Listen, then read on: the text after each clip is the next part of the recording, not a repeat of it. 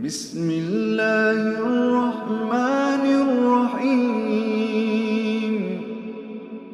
السلام عليكم ورحمة الله وبركاته. الحمد لله رب العالمين والصلاة والسلام على أشرف المرسلين سيدنا محمد الصادق وعلى الأمين. في البداية نذكر حديث النبي صلى الله عليه وسلم قال: من صلى العشاء في جماعة كأنما قام نصف الليل، ومن صلى الصبح في جماعة فكأنما قام الليل كله. وهذا يدل على أن الذي يصلي صلاة الصبح وفي جماعة وخصوصا في صلاة الصبح فإنما يقوم الليل كله. وفي حديث آخر قال النبي صلى الله عليه وسلم: من صلى البردين دخل الجنة. والبردين هما صلاة العصر وصلاة الصبح. وبهذا إن شاء الله نسأل الله سبحانه وتعالى أن يكتب لنا أجر هذه الصلاة وبركتها، وأن يحفظنا الله في ذمته بإذنه سبحانه وتعالى. Setelah beliau menyampaikan salam dan salawat kepada Rasul Sallallahu Alaihi Wasallam, beliau memberikan apresiasi terhadap kehadiran kita pada salat subuh ini, karena begitu banyak fadilah bagi orang yang melaksanakan salat subuh. Di antaranya adalah man sholal fajra fi jama'atin faka'annama shalla laila kullahu. Barang siapa yang melaksanakan salat subuh secara berjamaah seolah-olah melaksanakan qiyamul lail sepanjang malam. Adapun yang melaksanakan salat isya faka'annama qama nisfal lail, seperti orang yang melaksanakan separuh malam, itu kalau isya. Jadi luar biasa hadiran kita di dalam salat subuh ini. Juga di dalam hadis lain bahwa man sholal bardaini dakhalal jannah, barang siapa yang sholat di dua waktu yang dingin, yaitu subuh atau asar, maka dia akan masuk surga. Dan juga kita insya Allah berada di dalam zimmatillah, lindungan dari Allah Subhanahu wa ta'ala. insya Allah نتحدث باختصار فضائل أرض فلسطين والمسجد الأقصى ونستذكر بعضها، ومن ثم إن شاء الله نتحدث عن ماذا حصل خلال السنوات الماضية في أرض فلسطين، ونتحدث عن الذي يحصل في غزة خصوصا، ومن ثم إن شاء الله عن واجب المسلمين ودفاع المسلمين عن هذا. Insya Allah beliau akan menyampaikan kepada kita tiga poin. Pertama adalah tentang keutamaan Masjidil Aqsa dan secara umum Palestina. Dan yang kedua adalah peristiwa apa yang terjadi dengan Palestina dan apa yang terjadi pada hari ini yang kita saksikan. Dan yang ketiga adalah apa kewajiban yang mesti kita lakukan sebagai seorang muslim. قال النبي صلى الله عليه وسلم: لا تشد الرحال إلا لثلاثة مساجد، مسجدي هذا والمسجد الحرام والمسجد الأقصى. وذكر النبي صلى الله عليه وسلم هذا المسجد ودلالة عظم ومكانة هذا المسجد في الإسلام عند المسلمين.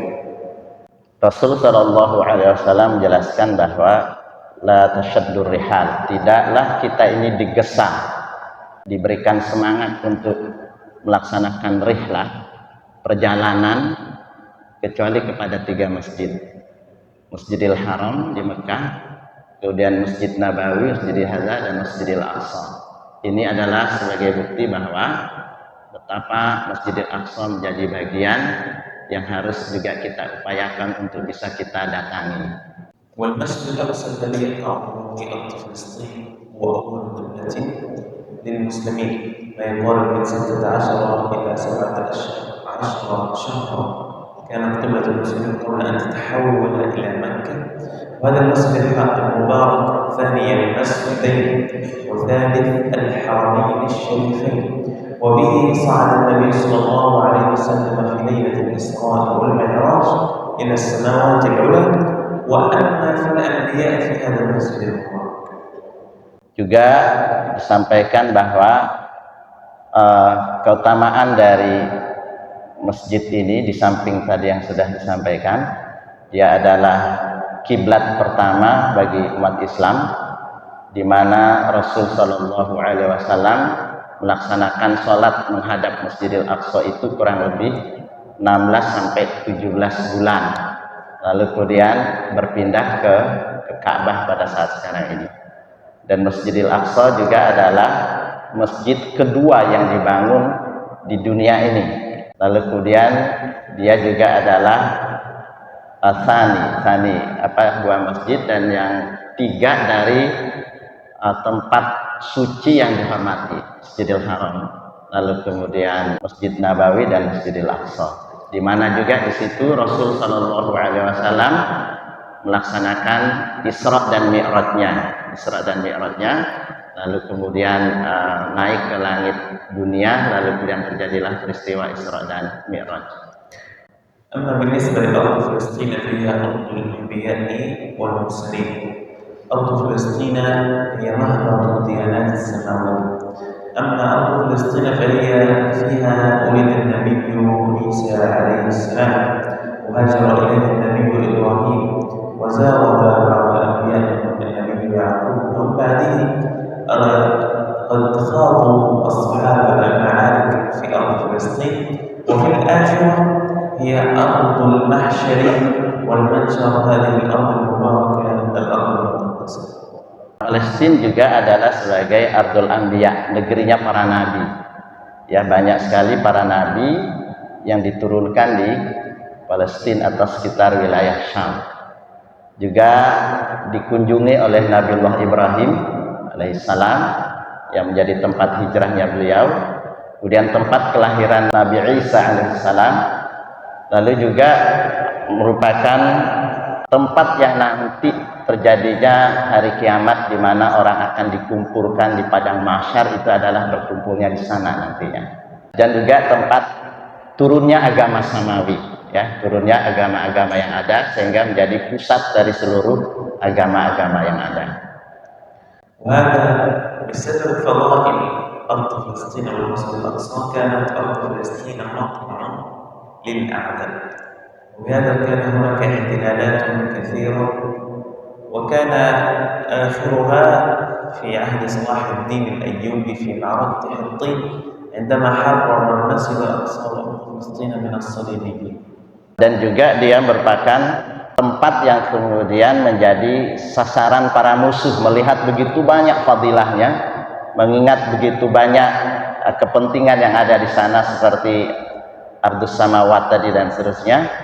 Maka sejak lama ini kemudian menjadi pusat konflik, dan saat sekarang ini kemudian menjadi penjajahan.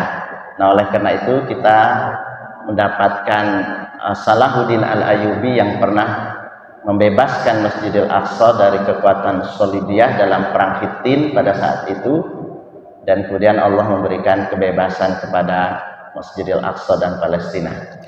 وهذا الاحتلال الذي أتى بعد تحرير أرض فلسطين من الصليبيين، أتى هذا الاحتلال الإسرائيلي قبل 75 سنة، سرق أرض فلسطين وسرق منها 80% بالقتل والتدمير والتشريد والتهجير وارتكاب المجازر والمذابح بحق أهلنا في فلسطين. Dan sekarang Palestina kembali terjajah oleh negara Israel sejak 75 tahun. Bisa kita bayangkan 17 tahun ya negara Palestina ini terjajah, lalu mengambil 80% ya dari wilayah yang ada dengan cara-cara yang amat sangat tidak manusiawi, tidak beradab. Dia melakukan pembantaian, pengusiran, merampas rumah-rumah penduduk, dan segala macam pelanggaran HAM terhadap saudara-saudara kita di Palestina. ونتحدث على أن المعاناة التي سوف نذكرها بعد قليل في مدينة غزة ليست فقط هذه المعاناة، إنما المعاناة الفلسطينية منذ عشرات السنين، لكن في وقت ذلك لم يكن هناك وسائل للتواصل الاجتماعي، لم يكن هناك الذي بعيد عن أرض فلسطين يعرف ماذا يحدث هناك، ما ارتكاب المجازر وما إلى آخره. نحن سوف نتحدث عن الذي يحصل الآن، ولكن نذكر أن الذي يحصل الآن ليس هو جديد كما حصل في عشرات السنوات من ارتكاب المجازر والقتل والتدمير من هذا الاحتلال الإسرائيلي. Dan beliau ingin menyampaikan bahwa peristiwa pembantaian yang saat sekarang ini terjadi sesungguhnya bukanlah sesuatu hal yang baru, ya sejak 10 tahun sebelumnya sudah begitu banyak usaha-usaha untuk menodai Palestina dan Masjidil Aqsa, akan tetapi yang pada saat sekarang ini terjadi jauh lebih berat ya dari apa yang dirasakan oleh saudara-saudara kita sebelumnya. Insyaallah نتحدث باختصار وبأعداد الذي حصل والذي قصف والذي أصبح في مدينة غزة بأعداد، ولكن نذكر إن شاء الله باختصار الأعداد وما هي الأماكن التي قصفت وما هي هذا إن شاء الله تقريبا حتى كل الموجودين يفهمون بنسبة الأرقام إن شاء الله. Beliau ingin menjelaskan kepada kita secara ringkas khususnya apa yang terjadi di wilayah Gaza dengan informasi yang terbaru tentang kerusakan apa saja yang terjadi dengan jumlah-jumlahnya dan begitu besar sekali kerusakan yang terjadi di Gaza khususnya. طيب نتحدث عن مدينة غزة التي يحصل والحرب التي تحصل الآن أكثر من 47 يوما من قطع الكهرباء، الماء، الإنترنت، الطعام، الشراب وكل سبل الحياة التي تدخل للإنسان. أكثر من 47 يوما هم مقطوعين عن الحياة بسبب الحرب الإسرائيلية. Sejak berapa hari ini, sejak awal 7 Oktober sampai sekarang kurang lebih ada 47 hari ya, begitu banyak penderitaan yang dialami oleh saudara kita di sana. Diputuskannya aliran listrik, ya jaringan internet juga tidak bisa, dan beliau juga punya saudara di sana tidak bisa beliau kontak ya. Kemudian juga makanan, pasokan air ya, kemudian segala hal yang terkait dengan kebutuhan kemanusiaan yang bersifat primer itu yang paling pokok itu pun juga amat sulit ya, termasuk tadi air, makanan, apalagi terkait dengan masalah kesehatan. أما بالنسبة لعدد الشهداء أكثر من 14,000 شهيد، منهم 6,000 طفل و3,500 امرأة. هؤلاء قتلوا فقط في هذه الأيام، ونحن نتحدث عن عدد الشهداء أنهم ليسوا أرقاما، إنما كل باسمه شهيد عند الله إن شاء الله ويدخل الجنان بإذنه سبحانه وتعالى دفاعا عن المقدسات الإسلامية. Adapun jumlah yang kemudian meninggal insya Allah sebagai syuhada saat sekarang ini sejak beberapa hari ini kurang lebih 47 hari adalah 14.000 lebih, dan mayoritasnya adalah kurang lebih 6.500 itu adalah anak-anak, lalu kurang lebih 3.500 itu adalah kaum ibu dan kaum perempuan. Dan ini bukan hanya sekedar prediksi, tapi dengan nama-nama mereka siapa saja yang kemudian wafat itu, sehingga ini kemudian menjadi perhatian bagi kita semuanya. في كل 24 ساعة يزداد العدد من 200 حتى 400 حتى 500، وهذا حسب ارتكاب المجازر لهذا الاحتلال، ربما يصل إلى 600 شهيد في اليوم الواحد. هذا الاحتلال كل يوم يرتكب المجازر بحق الأطفال والنساء. Sekitar 24 jam ya, atau sehari per hari berapa orang yang kemudian meninggal sebagai syuhada di sana, kurang lebih sekitar 200, 300, bahkan dalam sehari pernah ada yang 500 orang lebih yang terjadinya aksi pembantaian terhadap saudara-saudara kita di sana. Dan bisa saja kita hitung secara 14.000 dibagi jumlah hari saat sekarang, itu nanti ketemunya adalah kurang lebih per hari terjadi pembantaian itu sekitar 200 orang per hari, dan rata-rata adalah anak-anak dan kaum ibu. أكثر من 80 مسجد تم قصفهم بشكل كامل في هذه الحرب. Dalam perang ini 80 masjid hancur total. 250 مدرسة أيضا تم قصفها وتم إطلاق القنابل عليها رغم أن هناك نازحون داخل المدارس. Kemudian sekitar 250 sekolah yang juga dibombardir oleh Zionis ini, lalu kemudian membuat begitu banyak jutaan orang akhirnya keluar rumah menjadi pengungsi, tidurnya di jalan-jalan. أكثر من 40,000 منزل تم تدميره كليا على رؤوس الساكنين، أي أن هناك عائلات تسكن في هذا المنزل يتم القصف عليهم، ويخرج العائلات كلهم إما شهداء إما أشلاء إما يعني لا يخرج منهم سالما، إلا إن خرج سالما يجد أن هناك قطع في يده وقطع في رجله وهم آمنون في هذه المنازل. Sekitar 40.000 lebih rumah yang hancur secara kulian, habis Padahal pada peristiwa pemboman terhadap rumah ini mereka sedang berada di dalamnya, sedang tidur, sedang asik makan, sedang asik bermain dengan kerabat-kerabat mereka. Karena itulah, karena tidak ada kesiapan mereka untuk bisa menyelamatkan diri, maka tidak ada yang sebetulnya selamat. Mereka terkubur di dalam atau kemudian meninggal dunia karena peristiwa ini, atau kemudian ada yang selamat tapi dengan cacat, ada yang tangannya terputus, kakinya terputus, dan luka-luka lainnya di dalam tubuh mereka. 25 مستشفى خرجت عن الخدمة من أصل 35 مستشفى. أما المتبقي من المستشفيات يعملون بشكل جزئي بسبب عدم توفر الأدوية، عدم توفر الوقود، عدم توفر الأكسجين والكثير من الأشياء.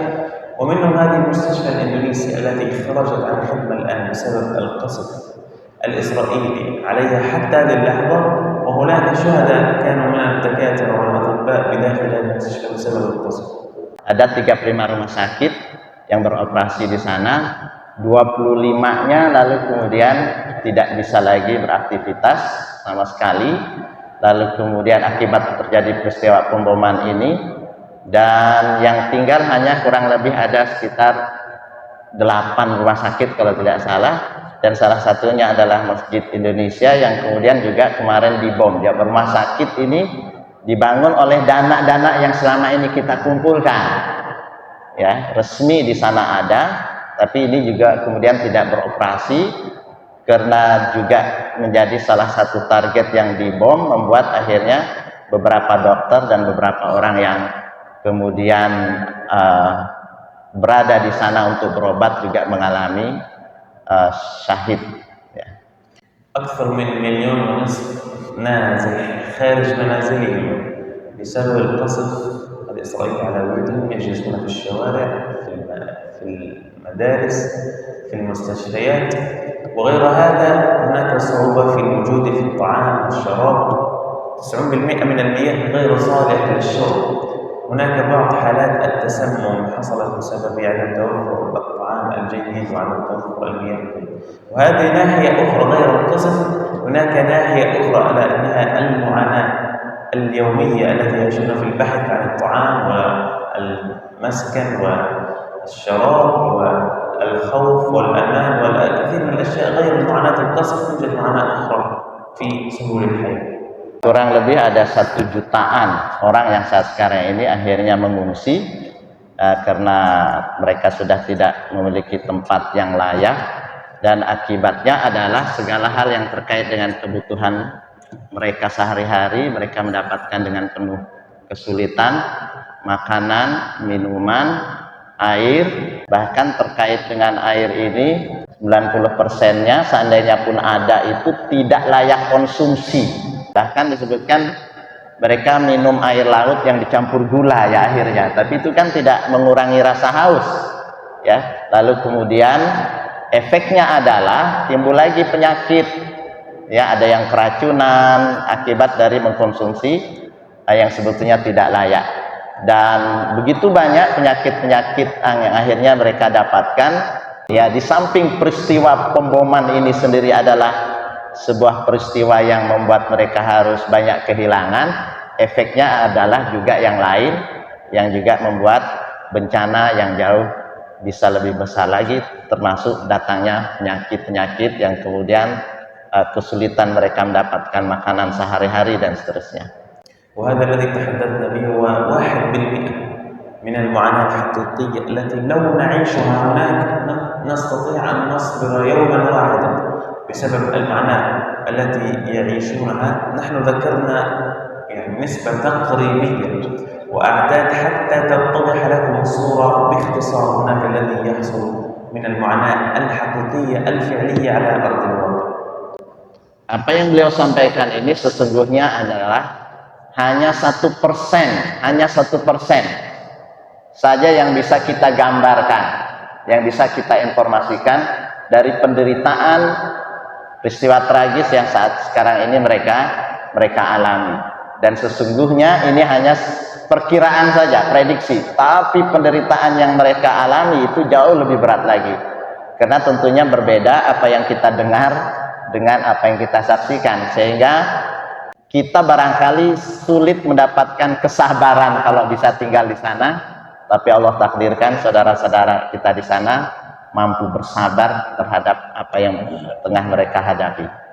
وهذا الذي يدفعه الثمن دفاعا عن المقدسات الإسلامية، دفاعا عن أول قبلة المسلمين، هم يدفعونه أهل غزة، يدفعونهم بأرواحهم ودمائهم وأموالهم وكل ما يملكون فقط. لماذا؟ فداء للمسجد الأقصى ولقبلة المسلمين. Dan itu adalah harga mahal yang harus ditanggung oleh saudara-saudara kita di sana.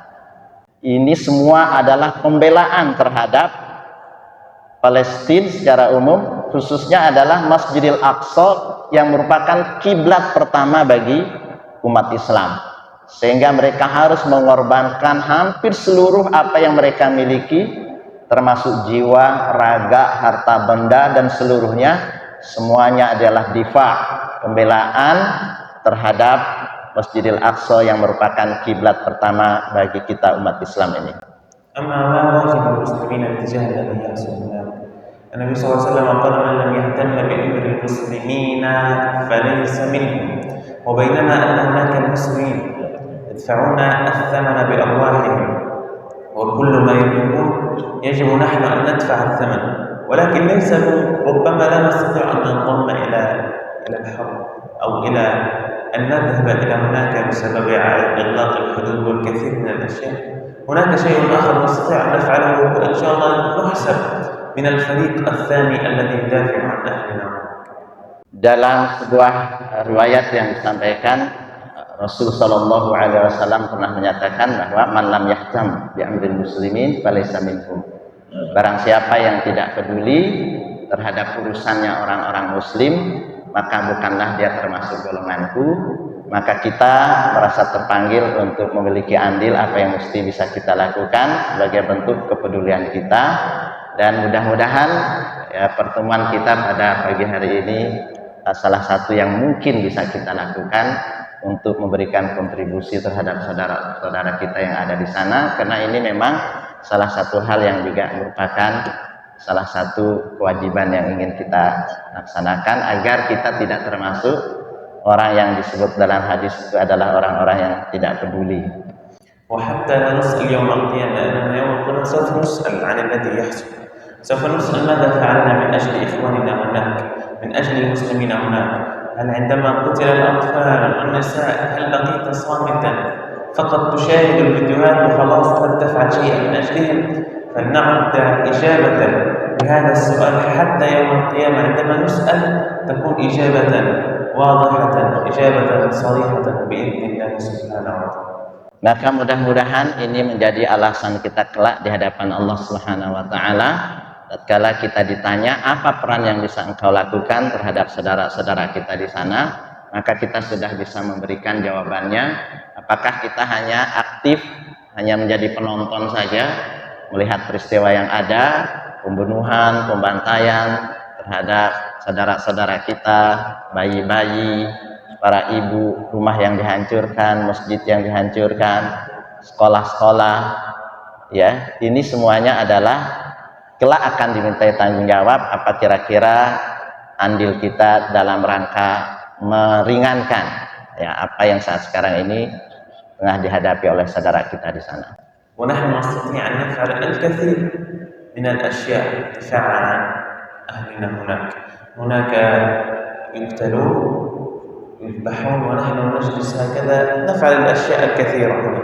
ممكن نحن أولا أن ندعو لهم بالصبر والثبات، أن نساهم في إيضاح كلمة الحق، أن نعطي كلمة، أن نعطي نصيحة، أن ندعو الله أن يعرف الناس ماذا يحصل هناك، أن ننصح الناس من هم المظلومين ومن هو الظالم، وأن نفعل